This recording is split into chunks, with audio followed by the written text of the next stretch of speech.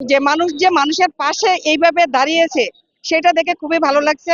আর একটা কথা হচ্ছে যে আমার হোম ডিস্ট্রিক্ট হচ্ছে কুমিল্লা। তো আমাদের অবস্থা কিন্তু অনেক খারাপ। আমাদের হচ্ছে তিতাসের অবস্থা অনেক বেশি খারাপ। ওখানে কিন্তু অনেক বাড়িঘর ভেঙে গিয়েছে।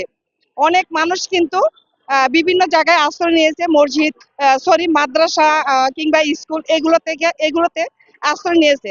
তো সবার কাছে এটাই চাওয়া আর কি, যে সবাই যদি আপনারা এইভাবে এগিয়ে আসেন, ইনশাল্লাহ কোনো সমস্যা হবে না, দেশের মানুষের কোনো সমস্যা হবে না। আমরা যথেষ্ট পরিমাণ ভালো আছি।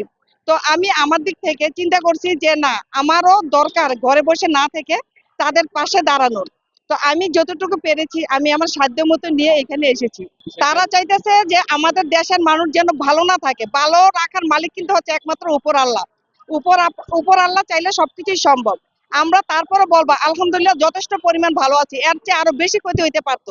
অন্যায় করেছে, এতগুলো মানুষের প্রাণ নিল, এতগুলো মায়ের বুক খালি খালি খালি করলো। তো আমি বলবো যে ওনার বিচার হওয়া উচিত। এটা তো তারা মিথ্যা বানানোর জন্য, এটা তো তারা মিথ্যা বানাইছে।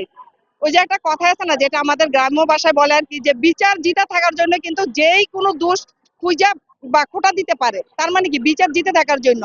তো এখন সে এটাই করছে।